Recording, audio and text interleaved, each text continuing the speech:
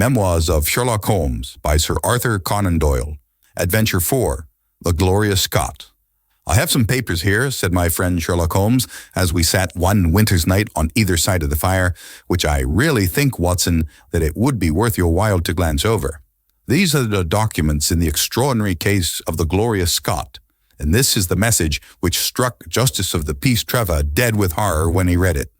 He had picked from a drawer a little tarnished cylinder, and undoing the tape, he handed me a short note scrawled upon a half sheet of slate-gray paper. "The supply of game for London is going steadily up," it ran. "Headkeeper Hudson, we believe, has been told to receive all orders for flypaper and for preservation of your hen pheasant's life." As I glanced up from reading this enigmatical message, I saw Holmes chuckling at the expression upon my face. "You look a little bewildered," said he. "I cannot see how such a message as this could inspire horror. It seems to me to be rather grotesque than otherwise." "Very likely. Yet the fact remains that the reader, who was a fine, robust old man, was knocked clean down by it as if it had been by the butt end of a pistol." "You aroused my curiosity," said I. "But why did you say just now that there were very particular reasons why I should study this case?" "Because it was the first in which I was ever engaged." I had often endeavored to elicit from my companion what had first turned his mind in the direction of criminal research, but had never caught him before in a communicative humor. Now he sat forward in this armchair and spread out the documents upon his knees. Then he lit his pipe and sat for some time smoking and turning them over. "You never heard of me talk of Victor Trevor?" he asked. "He was the only friend I made during the 2 years I was at college. I was never a very sociable fellow, Watson, always rather fond of moping in my rooms and working out my own little methods of thought, so that I never mixed much with men of my year. Bar fencing and boxing, I had few athletic tastes, and then my line of study was quite distinct from that of the other fellows, so that we had no points of contact at all. Trevor was the only man I knew, and that only through the accident of his bull terrier freezing onto my ankle one morning as I went down to chapel. It was a prosaic way of forming a friendship, but it was effective. I was laid by the heels for 10 days, but Trevor used to come in to inquire after me. At first, it was only a minute's chat, but soon his visits lengthened, and before the end of the term we were close friends. He was a hearty, full-blooded fellow, full of spirits and energy, the very opposite to me in most respects, but we had some subjects in common, and it was a bond of union when I found that he was as friendless as I. Finally, he invited me down to his father's place at Donnithorpe in Norfolk, and I accepted his hospitality for a month of the long vacation. Old Trevor was evidently a man of some wealth and consideration, a J.P. and a landed proprietor. Donnithorpe is a little hamlet just to the north of Langmere in the county of the Broads. The house was an old-fashioned, widespread oak-beamed brick building with a fine, lime-lined avenue leading up to it. There was excellent wild duck shooting in the fens, remarkably good fishing, a small but select library, taken over, as I understand, from a former occupant, and a tolerable cook, so that he would be a fastidious man who could not put in a pleasant month there. Trevor Sr. was a widower, and my friend his only son. There had been no daughter, I heard, but she had died of diphtheria while on a visit to Birmingham. The father interested me extremely. He was a man of little culture, but with a considerable amount of rude strength, both physically and mentally. He knew hardly any books, but he had traveled far and had seen much of the world, and had remembered all that he had learned. In person, he was a thick-set, burly man with a shock of grizzled hair, a brown, weather-beaten face, and blue eyes which were keen to the verge of fierceness. Yet he had a reputation for kindness and charity on the countryside, and was noted for the leniency of his sentences from the bench. One evening, shortly after my arrival, we were sitting over a glass of port after dinner, when young Trevor began to talk about those habits of observation and inference which I had already formed into a system, although I had not yet appreciated the part which they were to play in my life. The old man evidently thought that his son was exaggerating in his description of 1 or 2 trivial feats which I had performed. "Come now, Mr. Holmes," said he, laughing good-humoredly. "I'm an excellent subject if you can deduce anything from me." "I fear there's not very much," I answered. "I might suggest that you have gone about in fear of some personal attack within the last 12-month. The laugh faded from his lips, and he stared at me in great surprise. "Well, that's true enough," said he. "You know, Victor," turning to his son, "when we broke up that poaching gang, they swore to knife us, and Sir Edward Hawley has actually been attacked. I've always been on my guard since then, though I have no idea how you know it." "You have a very handsome stick," I answered. By the inscription I observed that you had not had it more than a year, but you have taken some pains to bore the head of it and pour melted lead into the hole so as to make it a more formidable weapon. I argued that you would not take such precautions unless you had some danger to fear. Anything else? He asked, smiling. You have boxed a good deal in your youth. Right again. How did you know it? Is my nose knocked a little out of the straight? No, said I. It is your ears. They have the peculiar flattening and thickening which marks the boxing man. Anything else? You have done a good deal of digging by your callosities. Made all my money at the goldfields. You have been in New Zealand. Right again. You have visited Japan. Quite true. And you have been most intimately associated with someone whose initials were J.A. and whom you afterwards were eager to entirely forget. Mr. Trevor stood slowly up, fixed his large blue eyes upon me with a strange, wild stare, and then pitched forward with his face among the nutshells which strewed the cloth in a dead faint. You can imagine, Watson, how shocked both his son and I were. His attack did not last long, however, for when we undid his collar and sprinkled the water from one of the finger glasses over his face, he gave a gasp or two and sat up. Aha, boys, said he, forcing a smile. I hope I haven't frightened you. As strong as I look, there is a weak place in my heart, and it does not take much to knock me over. I don't know how you manage this, Mr. Holmes, but it seems to me that all the detectives of fact and of fancy would be children in your hands. That's your line of life, sir, and you may take the word of a man who has seen something of the world. And that recommendation, with the exaggerated estimate of my ability with which he prefaced it, was, if you will believe me, Watson, the very first thing which ever made me feel that a profession might be made out of what had up to that time been the merest hobby. At the moment, however, I was too much concerned at the sudden illness of my host to think of anything else. I hope that I have said nothing to pain you, said I. Well, you certainly touched upon rather a tender point. Might I ask how you know and how much you know? He spoke now in a half-jesting fashion, but a look of terror still lurked at the back of his eyes. It is simplicity itself, said I.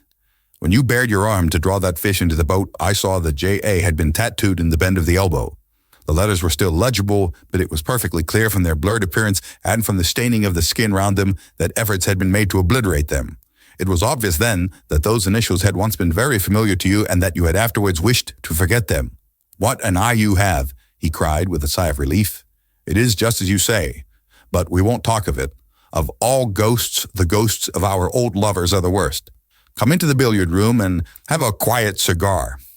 From that day, amid all cordiality, there was always a touch of suspicion in Mr. Trevor's manner towards me. Even his son remarked it. You've given the governor such a turn, said he, that he'll never be sure again of what you know and what you don't know. He did not mean to show it, I am sure, but it was so strongly in his mind that it peeped out at every action. At last I became so convinced that I was causing him uneasiness that I drew my visit to a close. On the very day, however, before I left, an incident occurred which proved in the sequel to be of importance. We were sitting out upon the lawn on garden chairs, the three of us, basking in the sun and admiring the view across the Broads, when a maid came out to say that there was a man at the door who wanted to see Mr. Trevor. What is his name? Asked my host. He would not give any. What does he want, then? He says that you know him and that he only wants a moment's conversation. Show him round here. An instant afterwards there appeared a little wizened fellow with a cringing manner and a shambling style of walking. He wore an open jacket with a splotch of tar on the sleeve, a red and black check shirt, dungaree trousers, and heavy boots badly worn. His face was thin and brown and crafty, with a perpetual smile upon it, which showed an irregular line of yellow teeth, and his crinkled hands were half closed in a way that is distinctive of sailors. As he came slouching across the lawn, I heard Mr. Trevor make a sort of hiccuping noise in his throat, and jumping out of his chair, he ran into the house. He was back in a moment, and I smelt a strong reek of brandy as he passed me. Well, my man, said he, what can I do for you? The sailor stood looking at him with puckered eyes and with the same loose-lipped smile upon his face. You don't know me? He asked. Why, dear me, it is surely Hudson, said Mr. Trevor in a tone of surprise. Hudson it is, sir, said the seaman. Why, it's 30 year and more since I saw you last. Here you are in your house, and me still picking my salt meat out of the harness cask. Tut, you will find that I have not forgotten old times, cried Mr. Trevor, and walking towards the sailor, he said something in a low voice. Go into the kitchen, he continued out loud, and you will get food and drink. I have no doubt that I shall find you a situation. Thank you, sir, said the seaman, touching his forelock, I'm just off a 2-year in an 8-knot tramp, short-handed at that, and I wants a rest.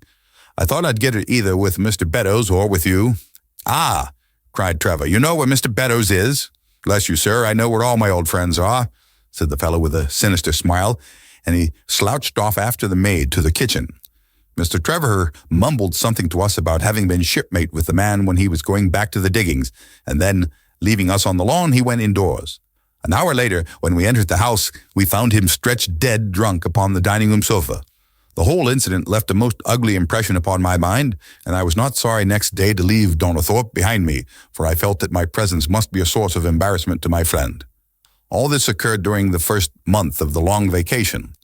I went up to my London rooms, where I spent 7 weeks working out a few experiments in organic chemistry.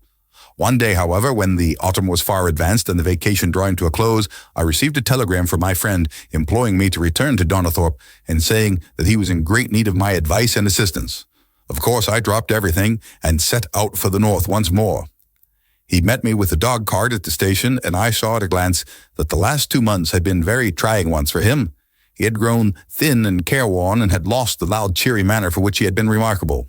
"The governor is dying," were the first words he said. "Impossible," I cried. "What is the matter?" "Apoplexy, nervous shock. He's been on the verge all day. I doubt if we shall find him alive." I was, as you may think, Watson, horrified at this unexpected news. "What has caused it?" I asked. "Ah, that is the point. Jump in, and we can talk it over while we drive. You remember that fellow who came upon the evening before you left us?" "Perfectly." "Do you know who it was that we let into the house that day?" "I have no idea." "It was the devil, Holmes," he cried. I stared at him in astonishment. "Yes, it was the devil himself. We have not had a peaceful hour since, not one. The governor has never held up his head from that evening, and now the life has been crushed out of him and his heart broken, all through this accursed Hudson." "What power had he, then?" "Ah, that is what I would give so much to know. Kindly, charitable, good old governor, how could he have fallen into the clutches of such a ruffian? But I am so glad that you have come, Holmes. I trust very much to your judgment and discretion, and I know that you will advise me for the best." We were dashing along the smooth white country road with the long stretch of the Broads in front of us glimmering in the red light of the setting sun. From a grove upon our left I could already see the high chimneys and the flagstaff which marked the squire's dwelling. "My father made the fellow gardener," said my companion, and then, as that did not satisfy him, he was promoted to be butler. The house seemed to be at his mercy, and he wandered about and did what he chose in it. The maids complained of his drunken habits and his vile language. The dad raised their wages all round to recompense them for the annoyance. The fellow would take the boat at my father's best gun and treat himself to little shooting trips. And all this with such a sneering and leering, insolent face that I would have knocked him down 20 times over if he had been a man of my own age. I tell you, Holmes, I have had to keep a tight hold upon myself all this time, and now I am asking myself whether, if I had let myself go a little more, I might not have been a wiser man. Well, matters went from bad to worse with us, and this animal Hudson became more and more intrusive until at last, on making some insolent reply to my father in my presence one day, I took him by the shoulders and turned him out of the room. He slunk away with a livid face and 2 venomous eyes which uttered more threats than his tongue could do. I don't know what passed between the poor dad and him after that, but the dad came to me next day and asked me whether I would mind apologizing to Hudson. I refused, as you can imagine, and asked my father how he could allow such a wretch to take such liberties with himself and his household. "Ah, my boy," said he, "it is all very well to talk, but you don't know how I am placed. But you shall know, Victor. I'll see that you shall know, come what may. You wouldn't believe harm of your poor old father, would you, lad? He was very much moved and shut himself up in the study all day, where I could see through the window that he was writing busily. That evening there came what seemed to me to be a grand release, for Hudson told us that he was going to leave us. He walked into the dining room as we sat after dinner and announced his intention in the thick voice of a half-drunken man. "I've had enough of Norfolk," said he. "I'll run down to Mr. Beddoes in Hampshire. He'll be as glad to see me as you were, I dare say." "You're not going away in an unkind spirit, Hudson, I hope," said my father with a tameness which made my blood boil. "I've not had my apology," said he, sulkily glancing in my direction. "Victor, you'll acknowledge that you have used this worthy fellow rather roughly," said the dad, turning to me. "On the contrary, I think that we have both shown extraordinary patience towards him," I answered. "How you do you?" he snarled. Very good, mate. We'll see about that. He slouched out of the room, and half an hour afterwards left the house, leaving my father in a state of pitiable nervousness. Night after night I heard him pacing his room, and it was just as he was recovering his confidence that the blow did at last fall. And how? I asked eagerly. In a most extraordinary fashion. A letter arrived from my father yesterday evening, bearing the Fordingbridge postmark. My father read it, clapped both his hands to his head, and began running round the room in little circles like a man who has been driven out of his senses. When I at last drew him down onto the sofa, his mouth and eyelids were all puckered on one side, and I saw that he had a stroke. Dr. Fordham came over at once. We put him to bed, but the paralysis has spread. He has shown no sign of returning consciousness, and I think that we shall hardly find him alive.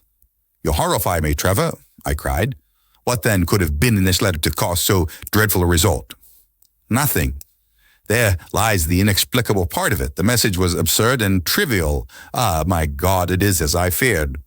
As he spoke, we came round the curve of the avenue and saw in the fading light that every blind in the house had been drawn down. As we dashed up to the door, my friend's face convulsed with grief, a gentleman in black emerged from it. When did it happen, Doctor? Asked Trevor. Almost immediately after you left. Did he recover consciousness? For an instant, before the end. Any message for me? Only that the papers were in the back drawer of the Japanese cabinet. My friend descended with the doctor to the chamber of death while I remained in the study, turning the whole matter over and over in my head and feeling as somber as ever I had done in my life. What was the past of this Trevor, pugilist, traveler, and gold digger, and how had he placed himself in the power of this acid-faced seaman? Why, too, should he faint at an allusion to the half-effaced initials upon his arm and die of fright when he had a letter from Fordingham? Then I remembered that Fordingham was in Hampshire, and that this Mr. Beddoes, whom the seaman had gone to visit and presumably to blackmail, had also been mentioned as living in Hampshire. The letter, then, might either come from Hudson the seaman, saying that he had betrayed the guilty secret which appeared to exist, or it might come from Beddoes, warning an old confederate that such a betrayal was imminent. So far it seemed clear enough. But then, how could this letter be trivial and grotesque as described by the son? He must have misread it. If so, it must have been one of those ingenious secret codes which mean one thing while they seem to mean another. I must see this letter.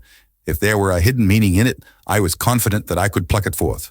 For an hour I sat pondering over it in the gloom until at last a weeping maid brought in a lamp, and close at her heels came my friend Trevor, pale but composed, with these very papers which lie upon my knee held in his grasp. He sat down opposite to me, drew the lamp to the edge of the table, and handed me a short note, scribbled, as you see, upon a single sheet of grey paper. The supply of game for London is going steadily up, it ran. Headkeeper Hudson, we believe, has been now told to receive all orders for fly paper and for preservation of your hen pheasant's life. I dare say my face looked as bewildered as yours did just now when first I read this message. Then I reread it very carefully. It was evidently as I had thought, and some secret meaning must lie buried in this strange combination of words. Or could it be that there was a prearranged significance to such phrases as fly paper and hen pheasant? Such a meaning would be arbitrary and could not be deduced in any way, and yet I was loath to believe that this was the case, and the presence of the word Hudson seemed to show that the subject of the message was as I had guessed, and that it was from Beddoes rather than the sailor. I tried it backwards, but the combination life's pheasant's hen was not encouraging. Then I tried alternate words, but neither the of for nor supply game London promised to throw any light upon it. And then in an instant the key of the riddle was in my hands, and I saw that every third word, beginning with the first, would give a message which might well drive old Trevor to despair. It was short and terse, the warning, as I now read it to my companion. The game is up. Hudson has told all. Fly for your life. Victor Trevor sank his face into his shaking hands. It must be that, I suppose, said he. This is worse than death, for it means disgrace as well. But what is the meaning of these headkeepers and hen pheasants?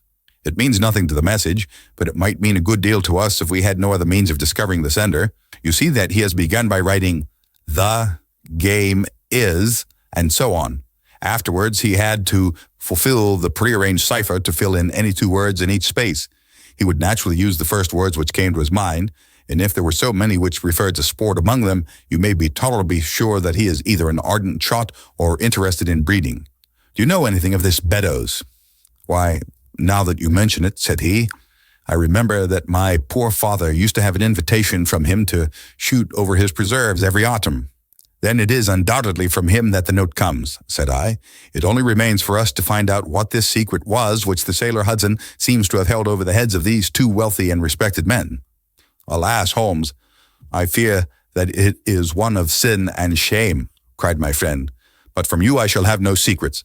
Here is the statement which was drawn up by my father when he knew that the danger from Hudson had become imminent. I found it in the Japanese cabinet, as he told the doctor.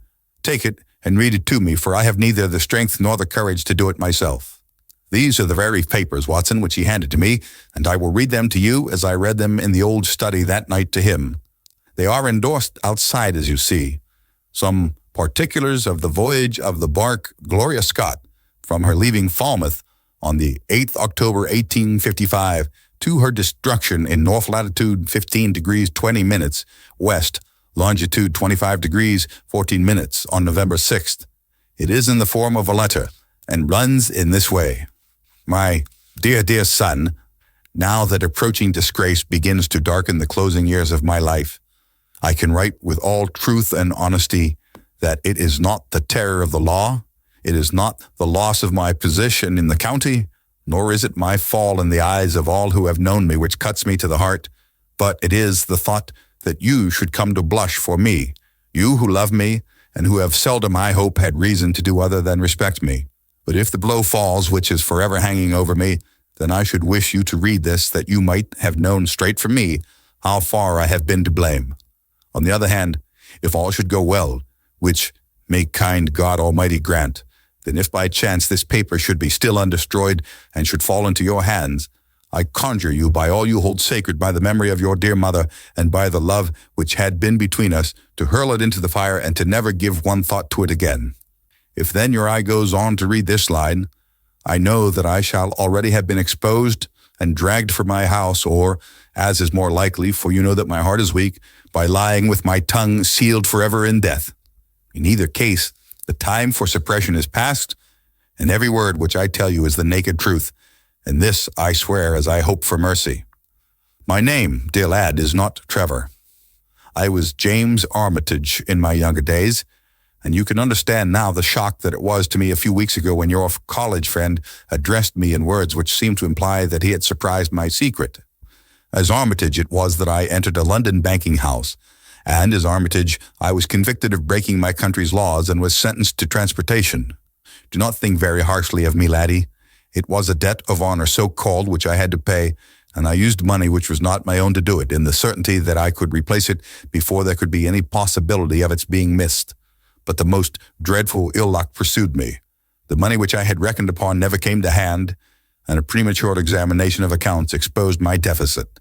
The case might have been dealt leniently with, but the laws were more harshly administered 30 years ago than now, and on my 23rd birthday I found myself chained as a felon with 37 other convicts 'tween decks to the bark Gloria Scott, bound for Australia. It was the year 55 when the Crimean War was at its height, and the old convict ships had been largely used as transports in the Black Sea. The government was compelled, therefore, to use smaller and less suitable vessels for sending out their prisoners. The Gloria Scott had been in the Chinese tea trade, but she was an old-fashioned, heavy-bowed, broad-beamed craft, and the new clippers had cut her out. She was a 500-ton boat, and beside her 38 jailbirds, she carried 26 of a crew, 18 soldiers, a captain, 3 mates, a doctor, a chaplain, and 4 warders. Nearly 100 souls were in her, all told, when we set sail from Falmouth. The partitions between the cells of the convicts, instead of being of thick oak, as is usual in convict ships, was quite thin and frail. The man next to me upon the aft side was one whom I had particularly noticed when we were led down the quay. He was a young man with a clear, hairless face, a long, thin nose, and rather nutcracker jaws. He carried his head very jauntily in the air, had a swaggering style of walking, and was, above all else, remarkable for his extraordinary height.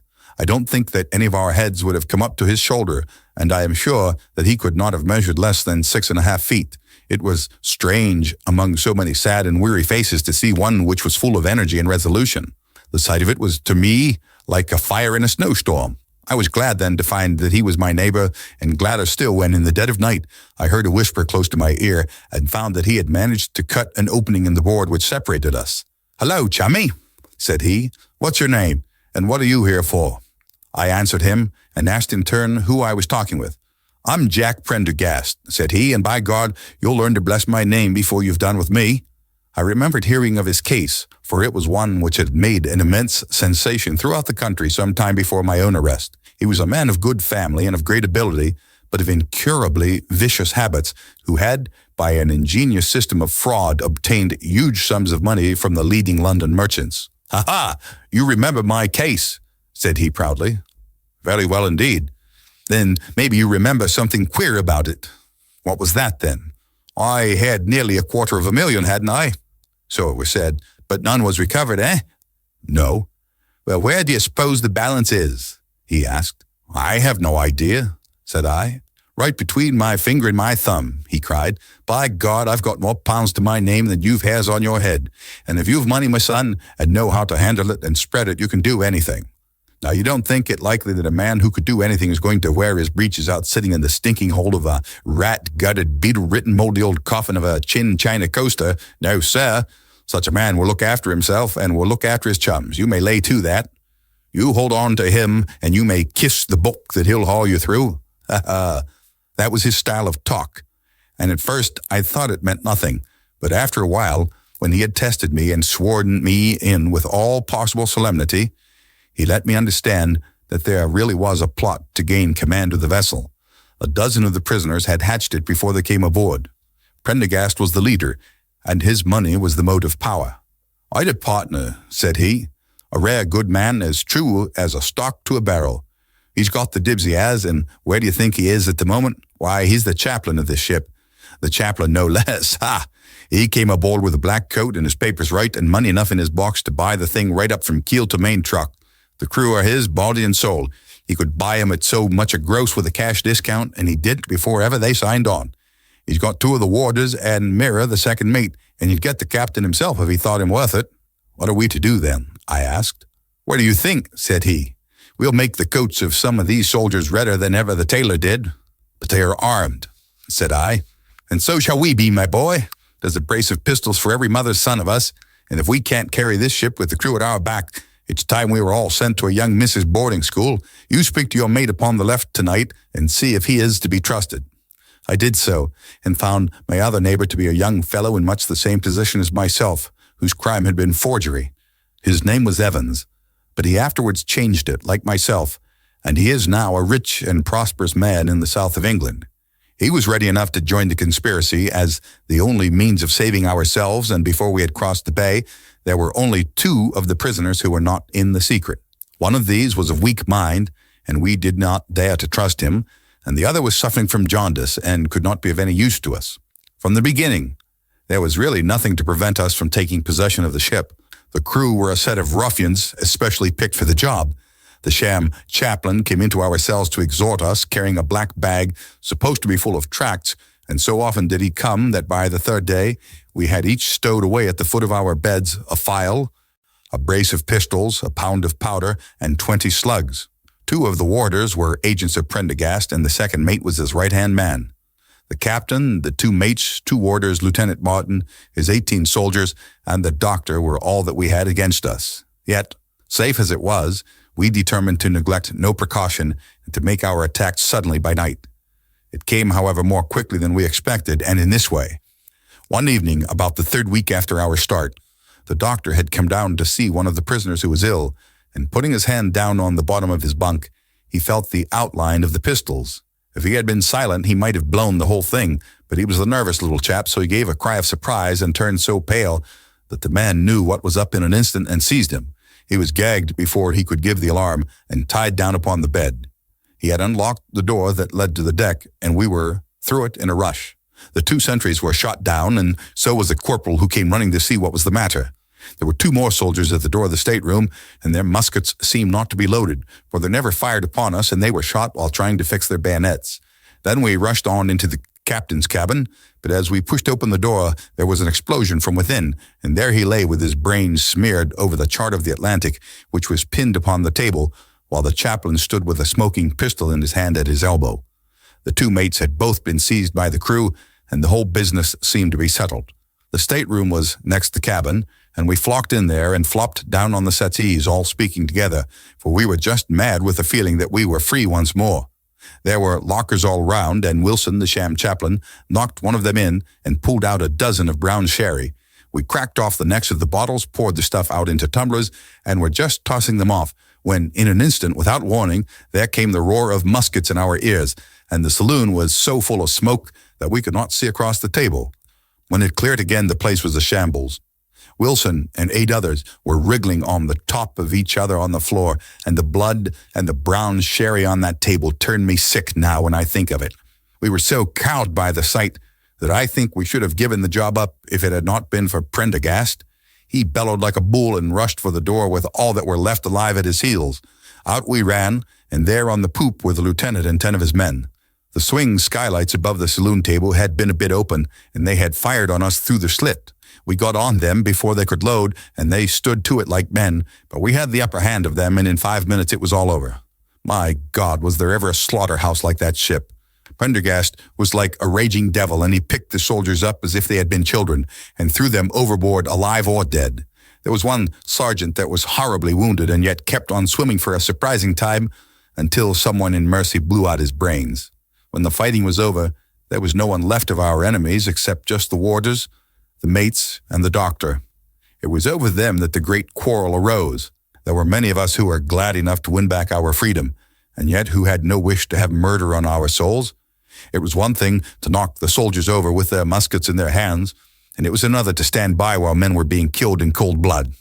8 of us, 5 convicts and 3 sailors, said that we would not see it done, but there was no moving Prendergast and those who were with him. Our only chance of safety lay in making a clean job of it, said he, and he would not leave a tongue with power to wag in a witness box. It nearly came to our sharing the fate of the prisoners, but at last he said that if we wished, we might take a boat and go. We jumped at the offer, for we were already sick of these bloodthirsty doings, and we saw that there would be worse before it was done. We were given a suit of sailor togs, each a barrel of water, 2 casks, 1 of junk and 1 of biscuits, and a compass. Prendergast threw us over a chart, told us that we were shipwrecked mariners whose ship had foundered in latitude 15 degrees and longitude 25 degrees west, and then cut the pater and let us go. And now I come to the most surprising part of my story, my dear son. The seamen had hauled the foreyard aback during the rising, but now as we left them, they brought it square again, and as there was a light wind from the north and east, the bark began to draw slowly away from us. Our boat lay, rising and falling upon the long, smooth rollers, and Evans and I, who were the most educated of the party, were sitting in the sheets working out our position and planning what coast we should make for. It was a nice question, for the Cape de Verds were about 500 miles to the north of us, and the African coast about 700 to the east. On the whole, as the wind was coming round to the north, we thought that Sierra Leone might be best, and turned our head in that direction, the bark being at that time nearly hull down on our starboard quarter. Suddenly, as we looked at her, we saw a dense black cloud of smoke shoot up from her, which hung like a monstrous tree upon the skyline. A few seconds later, a roar like thunder burst upon our ears, and as the smoke thinned away, there was no sign left of the Gloria Scott. In an instant, we swept the boat's head round again and pulled with all our strength for the place where the haze still trailing over the water marked the scene of the catastrophe. It was a long hour before we reached it, and at first we feared that we had come too late to save anyone. A splintered boat and a number of crates and fragments of spars rising and falling on the waves showed us where the vessel had foundered, but there was no sign of life, and we had turned away in despair when we heard a cry for help, and saw at some distance a piece of wreckage with a man lying stretched across it. When we pulled him aboard the boat, he proved to be a young seaman of the name of Hudson, who was so burned and exhausted that he could give us no account of what had happened until the following morning. It seemed that after we had left, Prendergast and his gang had proceeded to put to death the 5 remaining prisoners. The 2 warders had been shot and thrown overboard, and so also had the 3rd mate. Prendergast then descended into the 'tween decks and with his own hands cut the throat of the unfortunate surgeon. There only remained the 1st mate, who was a bold and active man. When he saw the convict approaching him with the bloody knife in his hand, he kicked off his bonds, which he had somehow contrived to loosen, and rushing down the deck, he plunged into the afterhold. A dozen convicts, who descended with their pistols in search of him, found him with a matchbox in his hand, seated beside an open powder barrel, which was one of 100 carried on board, and swearing that he would blow all hands up if he were in any way molested. An instant later, the explosion occurred, though Hudson thought it was caused by the misdirected bullet of one of the convicts rather than the mate's match. Be the cause what it may, it was the end of the Gloria Scott and of the rabble who held command of her. Such, in a few words, my dear boy, is the history of this terrible business in which I was involved. Next day, we were picked up for the brig Hotspur, bound for Australia, whose captain found no difficulty in believing that we were the survivors of a passenger ship which had foundered. The transport ship Gloria Scott was set down by the Admiralty as being lost at sea, and no word has ever leaked out as to her true fate.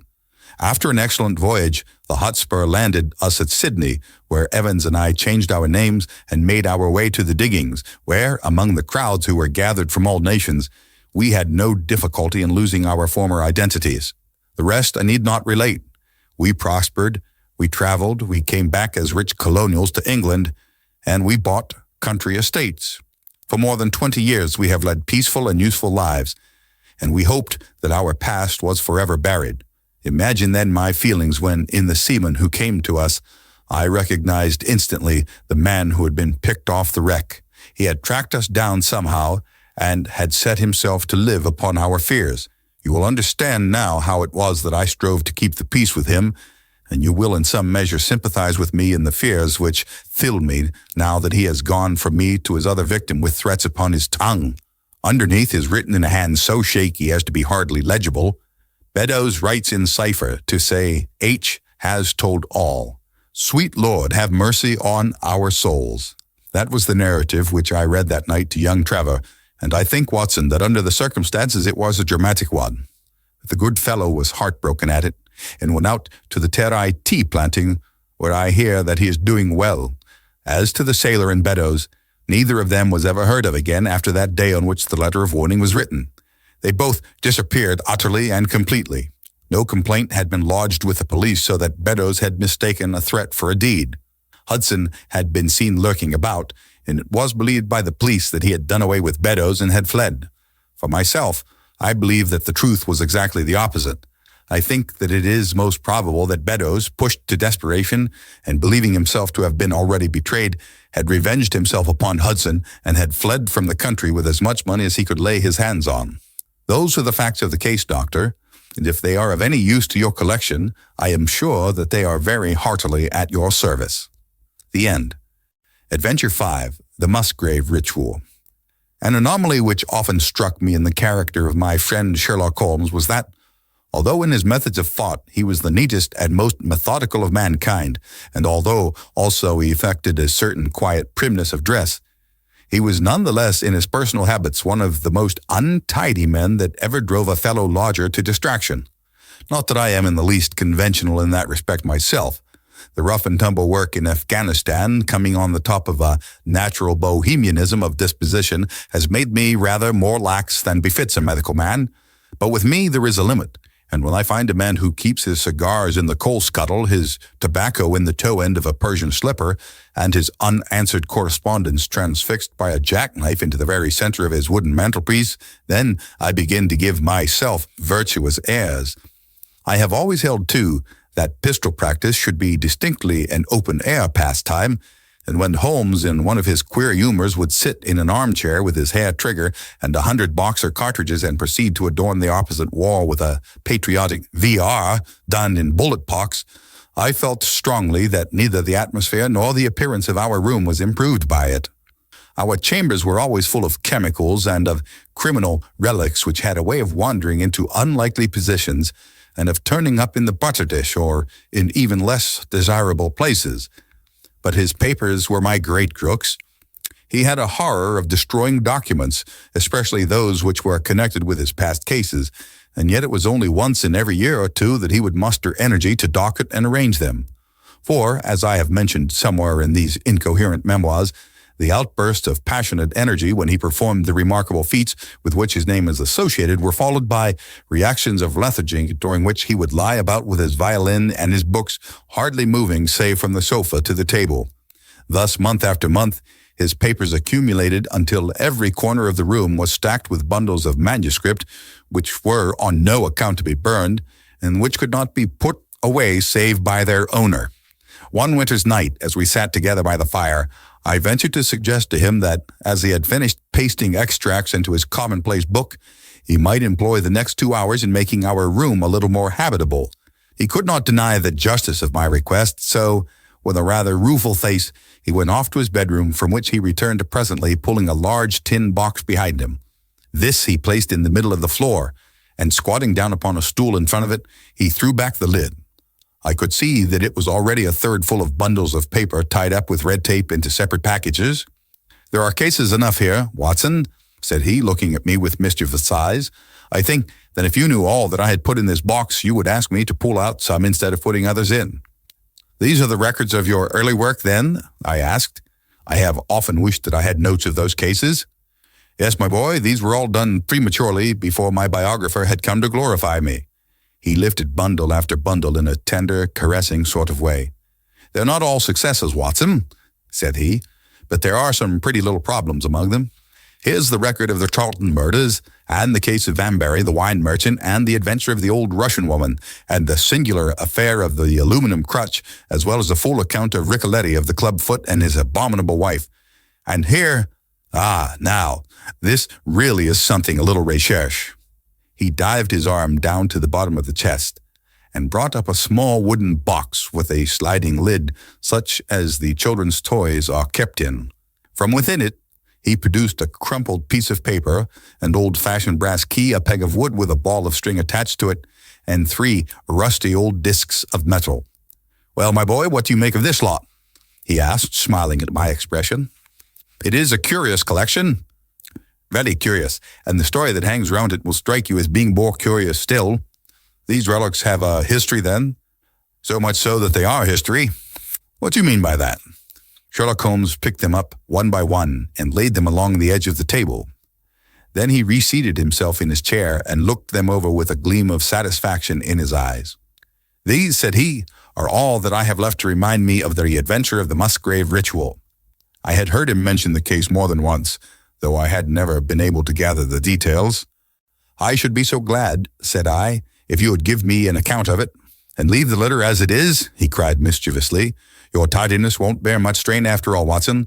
But I should be glad that you should add this case to your annals, for there are points in it which make it quite unique in the criminal records of this, or I believe of any other country. A collection of my trifling achievements would certainly be incomplete which contained no account of this very singular business. You may remember how the affair of the Gloria Scott and my conversation with the unhappy man whose fate I told you of first turned my attention in the direction of the profession which has become my life's work. You see me now when my name has become known far and wide, and when I am generally recognized both by the public and by the official force as being a final court of appeal in doubtful cases. Even when you knew me first at the time of the affair which you have commemorated in A Study in Scarlet, I had already established a considerable, though not a very lucrative connection. You can hardly realize then how difficult I found it at first, and how long I had to wait before I succeeded in making any headway. When I first came up to London, I had rooms in Montague Street, just round the corner from the British Museum, and there I waited, filling in my too abundant leisure time by studying all those branches of science which might make me more efficient. Now and again, cases came in my way, principally through the introduction of old fellow students, for during my last years at the university, there was a good deal of talk there about myself and my methods. The third of these cases was that of the Musgrave ritual, and it is to the interest which was aroused by that singular chain of events and the large issues which proved to be at stake that I traced my first strides towards the position which I now hold. Reginald Musgrave had been in the same college as myself, and I had some slight acquaintance with him. He was not generally popular among the undergraduates, though it always seemed to me that what was set down as pride was really an attempt to cover extreme natural diffidence. In appearance, he was a man of exceedingly aristocratic type, thin, high-nosed, and large-eyed, with languid and yet courtly manners.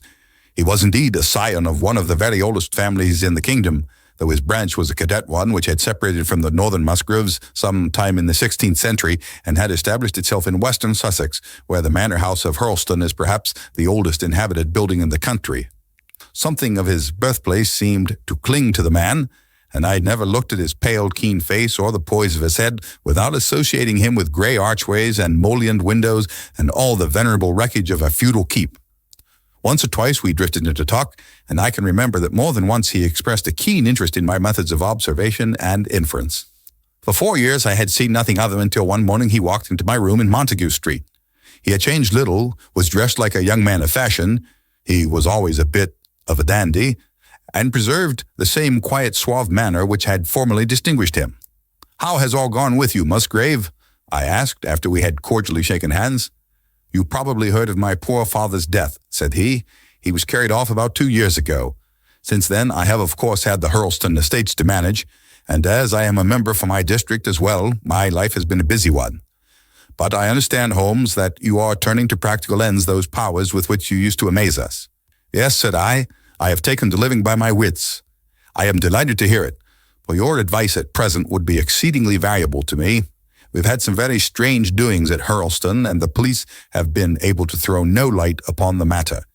It is really the most extraordinary and inexplicable business. You can imagine with what eagerness I listened to him, Watson, for the very chance for which I had been panting during all those months of inaction seemed to have come within my reach.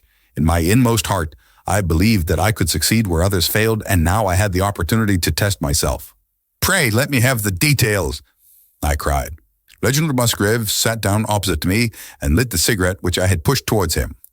"You must know," said he, "that though I am a bachelor, I have to keep up a considerable staff of servants at Hurlstone, for it is a rambling old place and takes a good deal of looking after. I preserve too, and in the pheasant months I usually have a house party so that it would not do to be short-handed. Altogether there are 8 maids, the cook, the butler, 2 footmen, and a boy. The garden and the stables, of course, have a separate staff. Of these servants, the one who had been the longest in our service was Brunton, the butler. He was a young schoolmaster out of place when he was first taken up by my father, but he was a man of great energy and character, and he soon became quite invaluable in the household. He was a well-grown, handsome man with a splendid forehead, and though he has been with us for 20 years, he cannot be more than 40 now.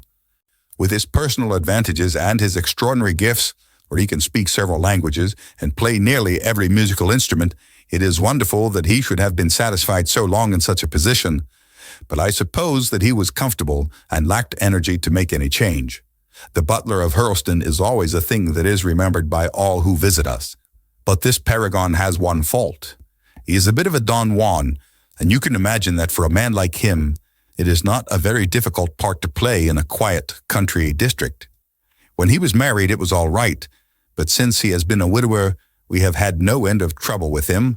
A few months ago, we were in hopes that he was about to settle down again, for he had become engaged to Rachel Howells, our second housemaid. But he has thrown her over since then and taken up with Janet Tregellis, the daughter of the head gamekeeper. Rachel, who is a very good girl, but of an excitable Welsh temperament, had a sharp touch of brain fever and goes about the house now, or did until yesterday, like a black-eyed shadow of her former self.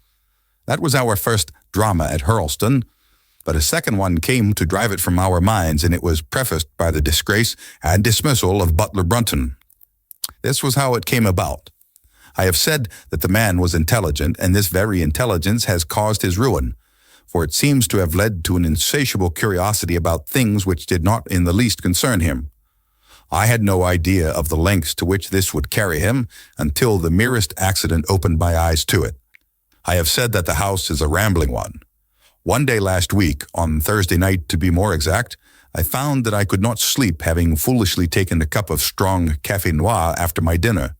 After struggling against it until 2 a.m, I felt that it was quite hopeless, so I rose and lit the candle with the intention of continuing a novel which I was reading. The book, however, had been left in the billiard room, so I pulled on my dressing gown and started off to get it. In order to reach the billiard room, I had to descend a flight of stairs and then to cross the head of a passage which led to the library and the gun room. You can imagine my surprise when, as I looked down this corridor, I saw a glimmer of light coming from the open door of the library. I had myself extinguished the lamp and closed the door before coming to bed. Naturally, my first thought was of burglars. The corridors at Hurlston have their walls largely decorated with trophies of old weapons. From one of these, I picked a battle-axe, and then, leaving my candle behind me, I crept on tiptoe down the passage and peeped in at the open door. Brunton, the butler, was in the library. He was sitting fully dressed in an easy-chair with a slip of paper which looked like a map upon his knee, and his forehead sunk forward upon his hand in deep thought. I stood dumb with astonishment, watching him from the darkness. A small taper on the edge of the table shed a feeble light, which sufficed to show me that he was fully dressed. Suddenly, as I looked, he rose from his chair, and walking over to a bureau at the side, he unlocked it and drew out one of the drawers. From this he took a paper, and returning to his seat, he flattened it out beside the taper on the edge of the table and began to examine it with minute attention.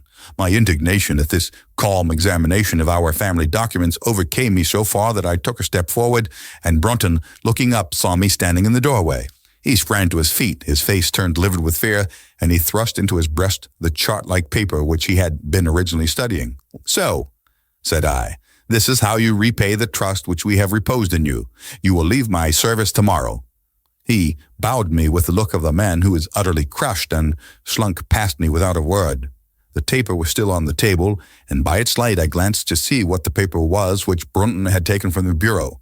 To my surprise, it was nothing of any importance at all, but simply a copy of the questions and answers in the singular old observance called the Musgrave ritual. It is a sort of ceremony peculiar to our family, which each Musgrave for centuries past has gone through on his coming of age, a thing of private interest and perhaps of some little importance to the archaeologist, like our own blazonings and charges, but of no practical use whatsoever. "We had better come back to the paper afterwards," said I. "If you think it really necessary," he answered, with some hesitation. To continue my statement, however, I relocked the bureau using the key which Brunton had left, and I had turned to go when I was surprised to find that the butler had returned and was standing before me. "Mr. Musgrave, sir," he cried in a voice which was hoarse with emotion. "I can't bear disgrace, sir. I have always been proud above my station in life, and disgrace would kill me. My blood will be on your head, sir. It will indeed if you drive me to despair. If you cannot keep me after what has passed, then for God's sake, let me give you notice and leave in a month, as if of my own free will. I could stand that, Mr. Musgrave, but not to be cast out before all the folk that I know so well." "You don't deserve such consideration, Brunton," I answered. "Your conduct has been most infamous. However, as you have been a long time in the family, I have no wish to bring public disgrace upon you. A month, however, is too long. Take yourself away in a week and give what reason you like for going." "Only a week, sir," he cried in a despairing voice. "A fortnight. Say at least a fortnight." "A week," I repeated, "and you may trouble yourself to have been very leniently dealt with." He crept away, his face sunk upon his breast like a broken man, while I put out the light and returned to my room. For 2 days after this, Brunton was most assiduous in his attention to his duties. I made no allusion to what had passed, and waited with some curiosity to see how he would cover his disgrace. On the third morning, however, he did not appear, as was his custom, after breakfast, to receive my instructions for the day. As I left the dining room, I happened to meet Rachel Howells, the maid. I have told you that she had only recently recovered from an illness, and was looking so wretchedly pale and wan that I remonstrated with her for being at work. "You should be in bed," I said. "Come back to your duties when you are stronger." She looked at me with so strange an expression that I began to suspect that her brain was affected. "I am strong enough, Mr. Musgrave," said she. "We will see what the doctor says," I answered. "You must stop work now, and when you go downstairs, just say that I wish to see Brunton." "The butler is gone," said she. "Gone? Gone where?" "He is gone. No one has seen him. He is not in his room." "Oh, yes, he is gone. He is gone." She fell back against the wall with shriek after shriek of laughter, while I, horrified at this sudden hysterical attack, rushed to the bell to summon help. The girl was taken to her room, still screaming and sobbing, while I made inquiries about Brunton. There was no doubt about it that he had disappeared. His bed had not been slept in, he had been seen by no one since he had retired to his room the night before, and yet it was difficult to see how he could have left the house, as both windows and doors were found to be fastened in the morning. His clothes, his watch, and even his money were in his room, but the black suit which he usually wore was missing. His slippers, too, were gone, but his boots were left behind. Where then could Butler Brunton have gone in the night, and what could have become of him now? Of course, we searched the house from cellar to garret, but there was no trace of him. It is, as I have said, a labyrinth of an old house, especially the original wing, which is now practically uninhabited. But we ransacked every room and cellar without discovering the least sign of the missing man. It was incredible to me that he could have gone away leaving all his property behind him, and yet where could he be? I called in the local police, but without success. Rain had fallen on the night before, and we examined the lawn and the paths all around the house, but in vain. Matters were in this state when a new development quite drew our attention away from the original mystery. For 2 days, Rachel Howells had been so ill, sometimes delirious, sometimes hysterical, that a nurse had been employed to sit up with her at night. On the third night after Brunton's disappearance, the nurse, finding her patient sleeping nicely, had dropped into a nap in the armchair when she awoke in the early morning to find the bed empty, the window open, and no signs of the invalid. I was instantly aroused and with the 2 footmen started off at once in search of the missing girl.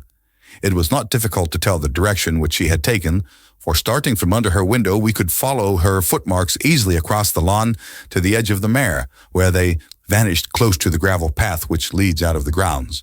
The lake there is 8 feet deep, and you can imagine our feelings when we saw that the trail of the poor demented girl came to an end at the edge of it. Of course, we had the drags at once and set to work to recover the remains, but no trace of the body could we find. On the other hand, we brought to the surface an object of a most unexpected kind.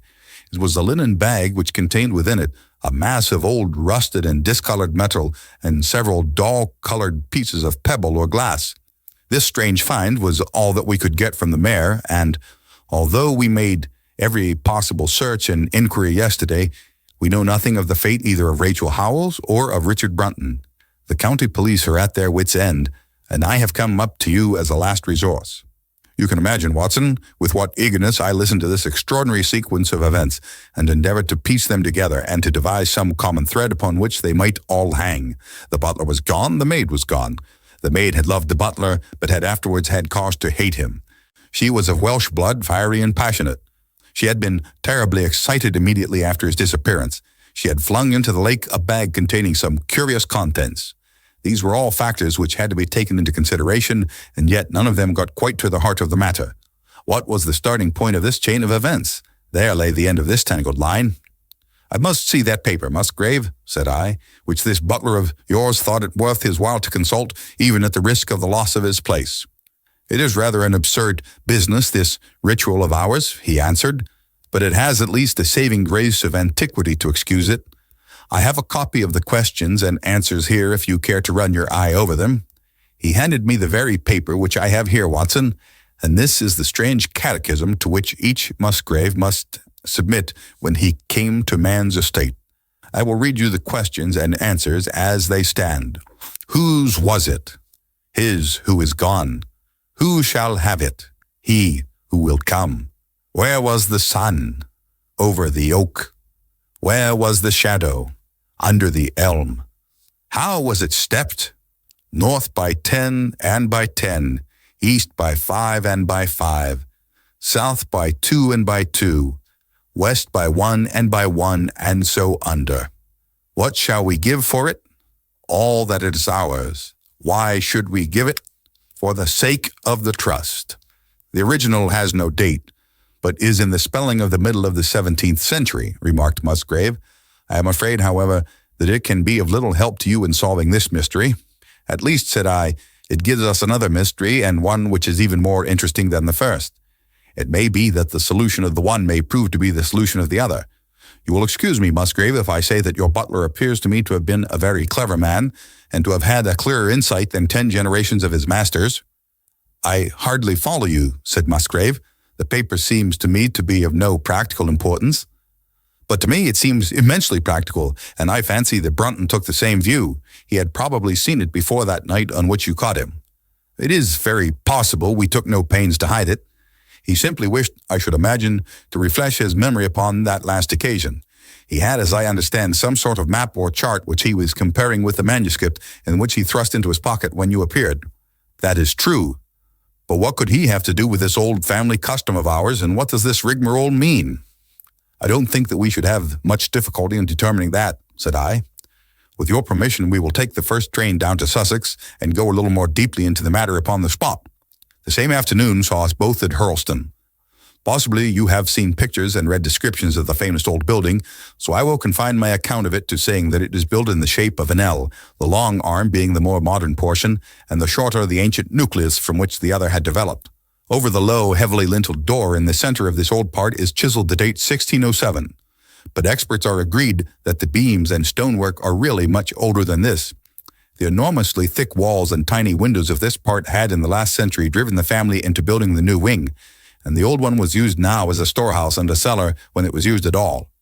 A splendid park with fine old timber surrounds the house, and the lake to which my client had referred lay close to the avenue about 200 yards from the building. I was already firmly convinced, Watson, that there were not 3 separate mysteries here, but one only, and that if I could read the Musgrave ritual aright, I should hold in my hand the clue which would lead me to the truth concerning both the butler Brunton and the maid Howells. To that, then, I turned all my energies. Why should this servant be so anxious to master this old formula? Evidently because he saw something in it which had escaped all those generations of country squires, and from which he expected some personal advantage. What was it then, and how had it affected his fate? It was perfectly obvious to me on reading the ritual that the measurements must refer to some spot to which the rest of the document alluded, and that if we could find that spot, we should be in a fair way towards finding what the secret was which the old Musgraves had thought it necessary to embalm in so curious a fashion. There were 2 guides given us to start with, an oak and an elm.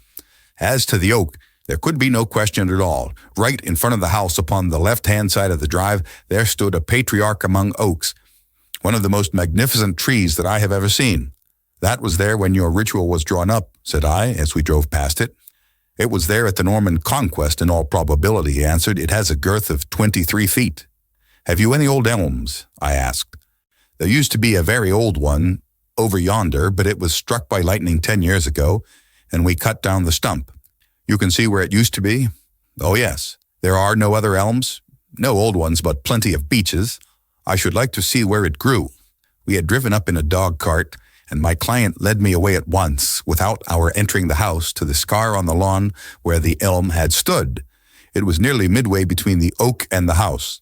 My investigation seemed to be progressing. I suppose it is impossible to find out how high the elm was, I asked.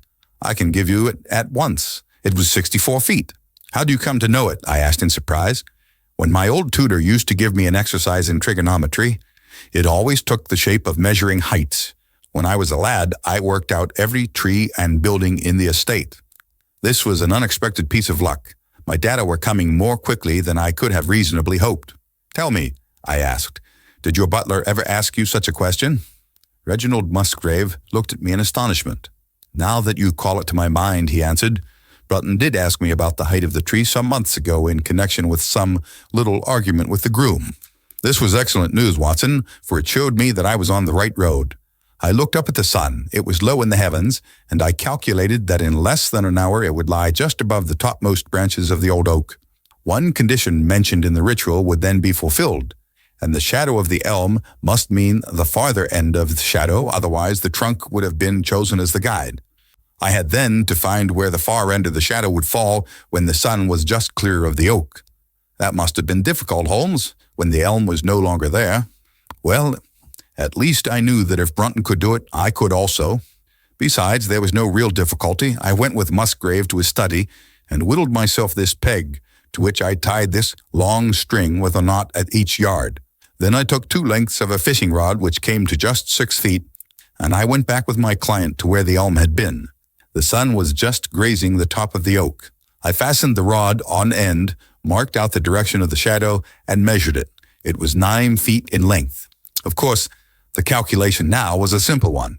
If a rod of 6 feet threw a shadow of 9, a tree of 64 feet would throw one of 96, and the line of the one would of course be the line of the other. I measured out the distance, which brought me almost to the wall of the house, and I thrust a peg into the spot. You can imagine my exultation, Watson, when within 2 inches of my peg I saw a conical depression in the ground. I knew that it was the mark made by Brunton in his measurements, and that I was still upon his trail. From this starting point, I proceeded to step, having first taken the cardinal points by my pocket compass. 10 steps with each foot took me along parallel with the wall of the house, and again I marked my spot with a peg. Then I carefully paced off 5 to the east and 2 to the south. It brought me to the very threshold of the old door. 2 steps to the west meant now that I was to go 2 paces down the stone-flagged passage, and this was the place indicated by the ritual. Never have I felt such a cold chill of disappointment, Watson. For a moment it seemed to me that there must be some radical mistake in my calculations. The setting sun shone full upon the passage floor, and I could see that the old foot-worn gray stones with which it was paved were firmly cemented together, and had certainly not been moved for many a long year. Brunton had not been at work here. I tapped upon the floor, but it sounded the same all over, and there was no sign of any crack or crevice. But fortunately, Musgrave, who had begun to appreciate the meanings of my proceedings, and who was now as excited as myself, took out his manuscript to check my calculation. "And under," he cried. "You have omitted the 'and under.'" I had thought that it meant that we were to dig, but now, of course, I saw at once that I was wrong. "There is a cellar under this, then?" I cried. "Yes, and as old as the house. Down here, through this door." We went down a winding stone stair, and my companion, striking a match, lit a large lantern which stood on a barrel in the corner. In an instant, it was obvious that we had at last come upon the true place, and that we had not been the only people to visit the spot recently. It had been used for the storage of wood, but the billets, which had evidently been littered over the floor, were now piled at the sides, so as to leave a clear space in the middle. In this space lay a large and heavy flagstone with a rusted iron ring in the center, to which a thick shepherd's check muffler was attached. "By Jove!" cried my client. "That's Brunton's muffler. I have seen it on him and could swear to it. What has the villain been doing here?" At my suggestion, a couple of the county police were summoned to be present. I then endeavored to raise the stone by pulling on the cravat. I could only move it slightly, and it was with the aid of one of the constables that I succeeded at last in carrying it to one side. A black hole yawned beneath it, into which we all peered, while Musgrave, kneeling at the side, pushed down the lantern. A small chamber about 7 feet deep and 4 feet square lay open to us. At one side of this was a squat, brass-bound wooden box, the lid of which was hinged upwards with this curious old-fashioned key projecting from the lock. It was furred outside by a thick layer of dust, and damp and worms had eaten through the wood, so that a crop of livid fungi was growing on the inside of it. Several discs of metal, old coins apparently, such as I hold here, were scattered over the bottom of the box, but it contained nothing else. At the moment, however, we had no thought for the old chest, for our eyes were riveted upon that which crouched beside it. It was the figure of a man clad in a suit of black, who squatted down upon his hams, with his forehead sunk upon the edge of the box and his 2 arms thrown out on each side of it. The attitude had drawn all the stagnant blood to the face, and no man could have recognized that distorted liver-colored countenance, but his height, his dress, and his hair were all sufficient to show my client, when we had drawn the body up, that it was indeed his missing butler. He had been dead some days, but there was no wound or bruise upon his person to show how he had met his dreadful end. When his body had been carried from the cellar, we found ourselves still confronted with a problem which was almost as formidable as that with which we had started. I confess that so far, Watson, I had been disappointed in my investigation. I had reckoned upon solving the matter when once I had found the place referred to in the ritual, but now I was there, and was apparently as far as ever from knowing what it was which the family had concealed with such elaborate precautions. It is true that I had thrown a light upon the fate of Brunton, but now I had to ascertain how that fate had come upon him, and what part had been played in the matter by the woman who had disappeared. I sat down upon a keg in the corner and thought the whole matter carefully over. You know my methods in such cases, Watson. I put myself in the man's place, and having first gauged his intelligence, I tried to imagine how I should myself have proceeded under the same circumstances. In this case, the matter was simplified by Brunton's intelligence being quite first-rate, so that it was unnecessary to make any allowance for the personal equation, as the astronomers have dubbed it. He knew that something valuable was concealed. He had spotted the place. He found that the stone which covered it was just too heavy for a man to move unaided. What would he do next? He could not get help from outside, even if he had someone whom he could trust without the unbarring of doors and considerable risk of detection. It was better, if he could, to have his helpmate inside the house.